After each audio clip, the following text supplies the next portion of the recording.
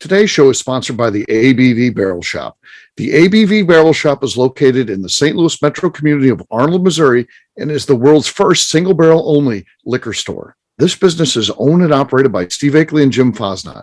Head over to abvbarrelshop.com to sign up for their email and text distribution list. That way you'll know what they have in stock, what classes are coming up, and what barrel picks they have in the works. We are also sponsored by The Bar to Go. The Bar to Go offers a fully customizable carrying case that allows you to take your favorite distilled spirits or cocktail ingredients with you. Whether you're looking for yourself, a customized gift, or logo items for your business or event, The Bar to Go can help. Check them out at thebar2go.com. Use the number 2 when you type out The Bar to Go. Did you know Neely Family Distillery now ships its popular distilled spirits directly to you? To order, simply call 859-394-3258. Tell them the ABV Network sent you. And now, on to the show. Let's drink!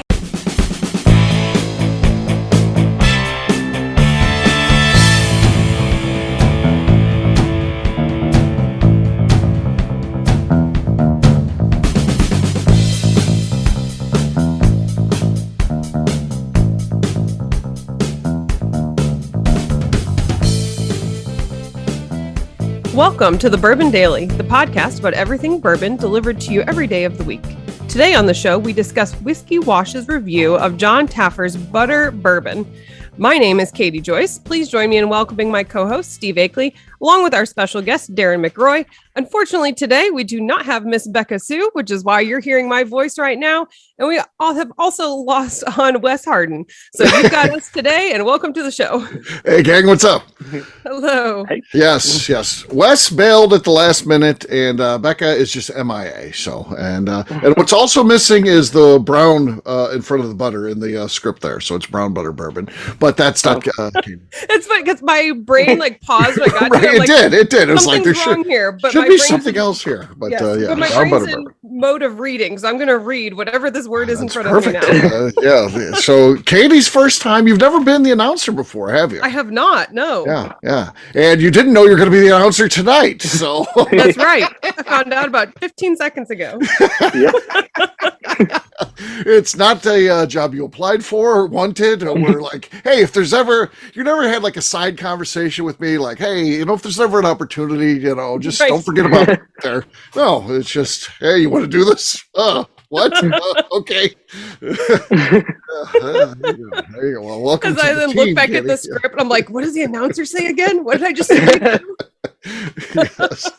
Yeah, so it'll be fun. It'll be fun. You had no time to prepare, and there are some points you got to hit here. So we'll see how you do. Should be Test is on.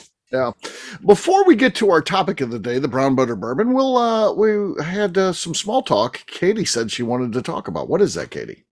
Yes. So there's, I think, 2 distinct shopping styles in like grocery store, etc.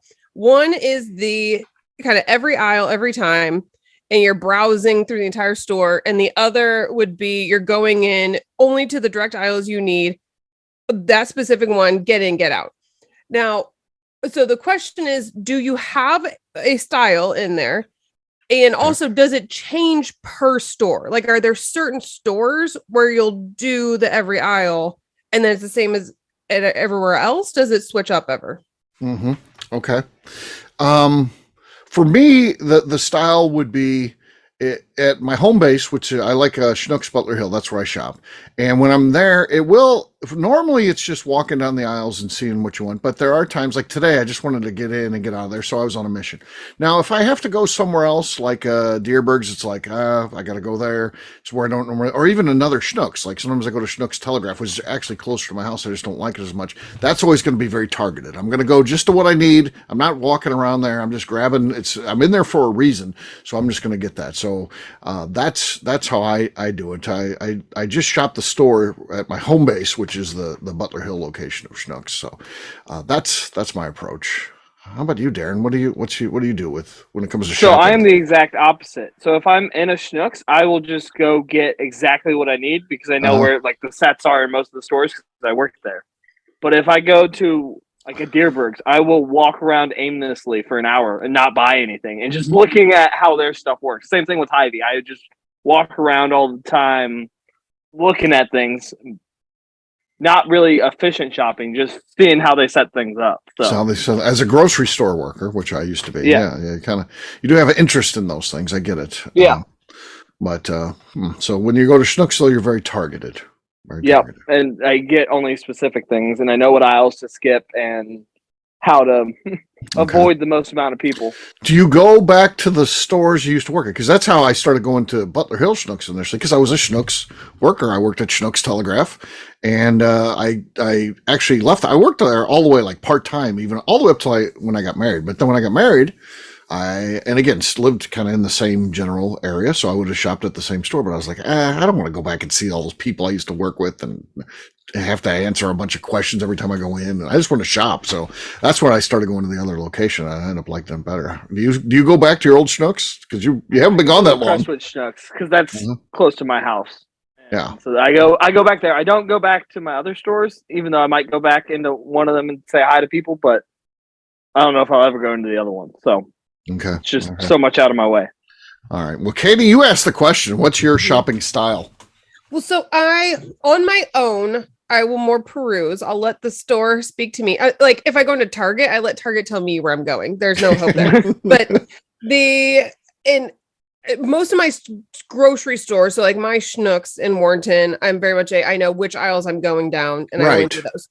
But it came up today in that I went into Sam's Club, and I had my boyfriend with me, and he hates perusing stores. He's very much which aisles do I have to be in to get my items and get back out? But in Sam's Club, he will happily walk up and down the aisles that change. He likes Sam's Club, huh? Yeah. And so he mentioned it, like, you know what? I don't mind walking up and down like this section of aisles. And then I think Costco would be the same in that you can do. And I actually have a podcast I listen to. They mentioned that Costco's, they do every aisle, every time, peruse. And so I realized, I'm like, interesting. Sam's Club got him. Like he will peruse the aisles at Sam's Club. They somehow he's a Sam's Club guy. Yeah. I bet it's because the aisles are so wide, you don't feel like you're cramped standing over people. Everywhere else, their aisles are very narrow. That does help. That does help. Man, they squeeze you out at Walmart. And again, I don't go there anymore, but those are the thinnest aisles I've ever seen. I guess they figured they can get 2 extra aisles in or something if they put them that thin. And it's a bad experience anyway. And then you put everybody on top of one another. It's just even worse. So, yeah. And their poles always end up in the middle of the aisle. Right. You don't know how they failed at that. And although it's not as bad as Dollar General. So I avoid going into a Dollar General, but it's because somehow their inventory is always out in the aisles. So they always have just stacks of boxes and pallets in the aisle. So no one can get down them. I don't understand. Yes. Yeah. Interesting. No. Go ahead, Darren. What do you got? I was going to say the Dollar General in Marthasville. I went there one time. This was a while ago. It might be better now. They were supposed to have like 15 aisles. They had stuff just clogged up in the middle of them that you could only get down like 5 of them. And you just had a back stock and a bunch of other stuff piled up everywhere. Yeah. It was atrocious. Worker shortage, I guess, maybe. I don't know. What would cause that? I'm not sure. Laziness, maybe. All right. On that note, it's time to drink. What is everyone drinking? Let's start with Katie, clearly our VIP of the evening. So, yeah. I am having some Good Times Rye. Okay. All right. Okay. Very good. Very good. Could potentially be beat. We'll see what happens. We'll let Darren go next. Darren, what do you got? I got some Rye 3 toasted whiskey. Okay, nothing there. Nothing there on the toasted. I've got some rye, but this is a New Riff rye whiskey. So let's see what we got. That was decent, but not as good as Katie's. Katie had a really, really good cork pop there. So cheers to Katie. Welcome to the Katie Cheers. All right, we'll take a quick break, and then when we come back, we're going to be talking about John Taffer's Butter Bourbon, the fact it got 2 stars out of 5 on Whiskey Wash. We'll do that in just a few.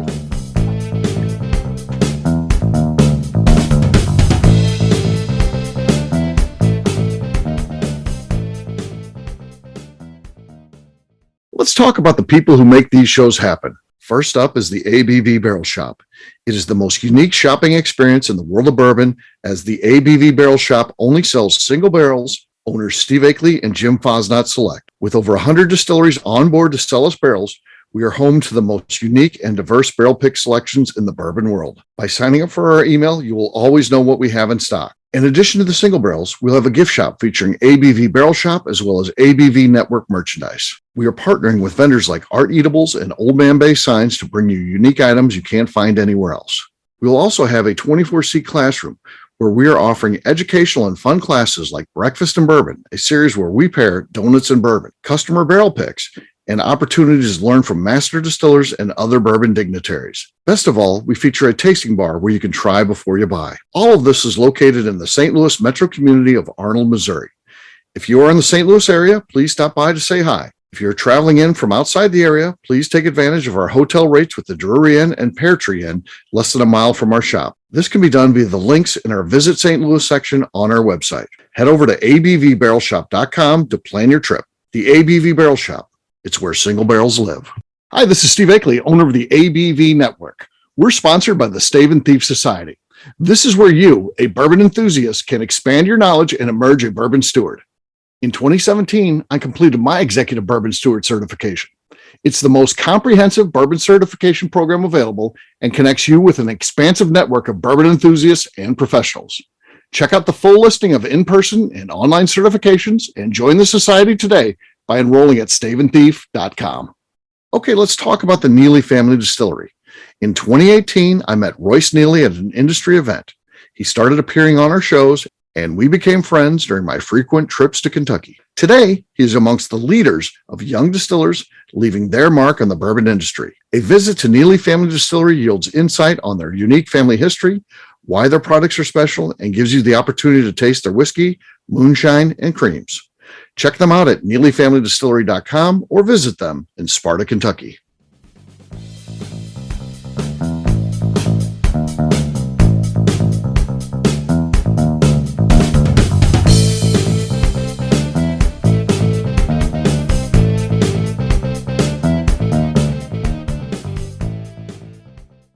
Well, go ahead, Danny. Is there something you need to say? Just sitting there saying that plain and simple, if you're sending me to a text, you need to tell me you need to send it to me on a text. So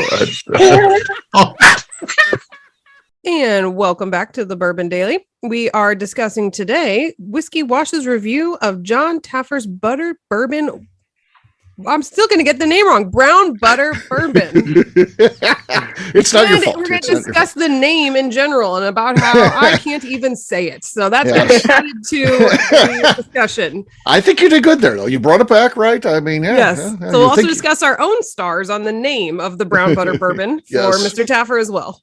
So Mr. Taffer himself, well, probably staff, but someone sent a sample to Whiskey Wash. It's in the disclaimer, a sample was given with no ties to how we rated it and all that. So, of course, I'm sure they want to get a good review, right? I mean, they're assuming they're like, okay, this is going to be good. I like these guys. Yeah. So they get it back and it's 2 stars out of 5. They could have been pleased with that, first of all, right? No. I mean, that's, that's not good. Not good at all. So yeah, it's $34. I don't know whatever it is when you flavor it. Flavored whiskey, I guess, flavored bourbon. Mm-hmm. So and brown butter. I don't know of any other brown butter whiskey or anything like that. So it's definitely unique, and I think they're trying to hit the cocktail market. So adding some unique flavors, and I could see where it could work in some cocktails.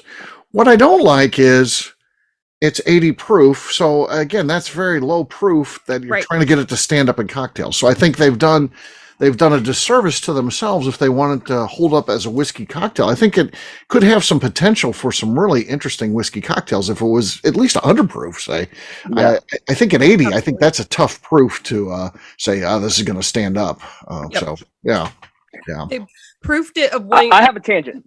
Be a drinker on its own. And I think someone designed that who didn't understand the actual needs for a sugary cocktail with whiskey. Right. Yeah, I agree. I think they sounds like they missed the mark there. So, can you see if Taffer showed up at Whiskey Wash headquarters? to start screaming. I heard he's coming to St. Louis, so I should quickly submit the ABV Barrel Shop as he needs to turn us around, just so he comes in and just starts screaming at us and stuff. Oh, imagine him yelling at Darren. That'd be great. Well, you said you were going to go on a tangent, Darren. What was that about, though? If you are making a product and it's supposed to be really good in cocktails, or if you know it's really good in cocktails and maybe not good otherwise, don't go into these places that are very whiskey forward, like purist places, like whiskeywash.com, and ask for a review. Go to the bartenders and the other people that do cocktail reviews and send it over there so your product looks better. It's just bad marketing from the beginning. Yeah. And there's more people that are doing this than I think should be. Use a brain cell. I almost wonder if they're trying to hit the market as well for the peanut butter whiskey people.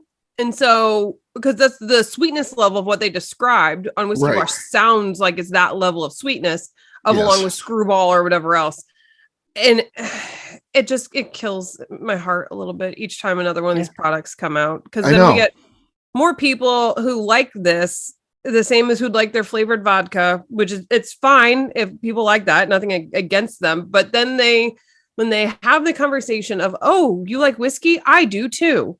I like Screwball. I like brown butter whiskey. And I'm like, sorry, that's a completely different thing. Like, we're not talking the same thing here. Right. I'm like, that's great that you like it, but that's not the same thing. And it hurts my heart that you think of that when I say that I'm a person who's interested in whiskey. Like, yeah, Katie, we get that because we do have people that come into the shop and they're like, I'm a big whiskey fan.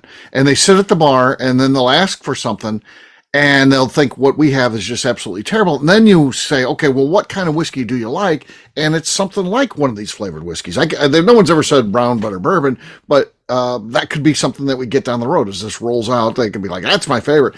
Well, okay, you're not into that's not who we are, and that's not who this show appeals to. Though at the same time they sent out to Whiskey Wash, they also sent it to us after they had said, hey, could John come on the show? And then they said, hey, we got samples and stuff like that. I just didn't even respond to either one. So I don't think we're a good fit. We're not a good fit for what he's doing. Again, I don't. Maybe the product's viable, and maybe there's a market out there, but they're not targeting the right audience for sure. If they're trying to come on something like the Bourbon Daily, especially don't like, because it has the word bourbon shouldn't be in it. I get that it's got the brown butter bourbon, like that makes sense. I get it, but at the same time, like, get the word bourbon out of your mouth. Like, if that's your product, like, don't even be saying bourbon. Like, should be like a liqueur, really. I mean, and then maybe. And that's, I wish then they got a chance. Flavoring has gone into this that they were required to be called a liqueur instead of a whiskey on these, because with the amount of sweetness in it, that really is the category it should be in. It should be in that, yeah. And then if they're like, hey, this is an 80 proof liqueur, now you got something. Absolutely. Maybe, yeah. Because you can work around, you're just expecting sweetness out of the liqueur. You're not expecting a whiskey experience. And then, maybe it hits the mark for that. So, Another thing is, I don't know why they named it 4 different words. Like, all of the marketing research I've seen lately says that if your product is one word, do a lot better with the younger audience, which has got to be who their target audience is. So you mean Coca-Cola isn't called Coca-Cola anymore, it's called Coke for a reason, because they follow those rules and stuff. Screwball, it really needs a ball in it, basically. I mean, you got dough ball, I mean, all of them, fireball. I don't know why ball becomes part of these sort of products. Butterball, maybe. Someone might have a problem. There's a trademark issue on that one, but yeah.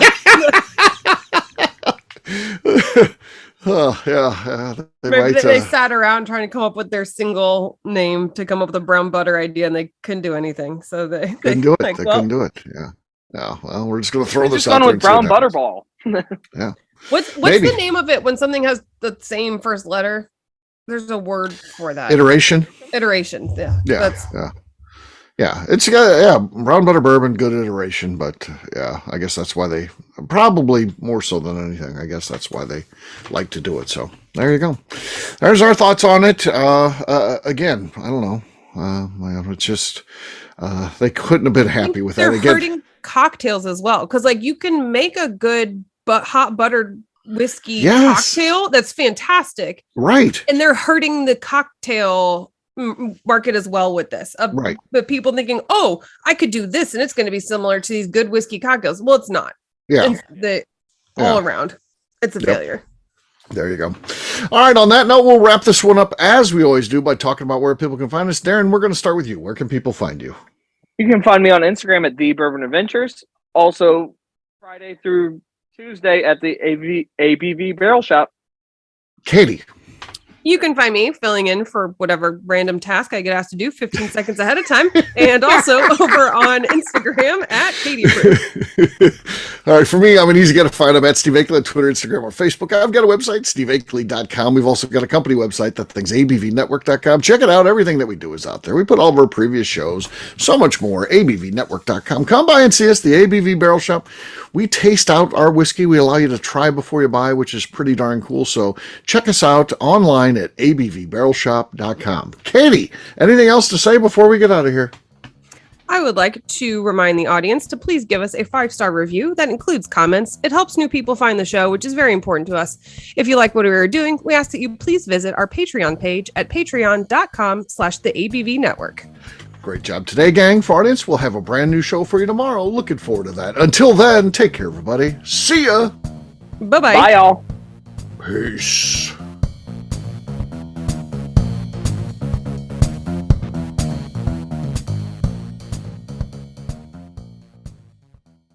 Before we finish the show, let's talk about some great companies that support the ABV network. First up is Moonshine Still Pro. Moonshine Still Pro has a full line of products to help the home distiller.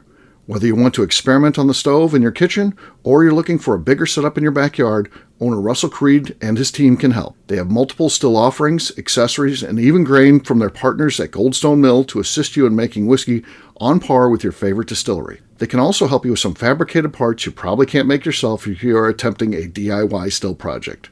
Learn more or order your still or parts at moonshinestillpro.com.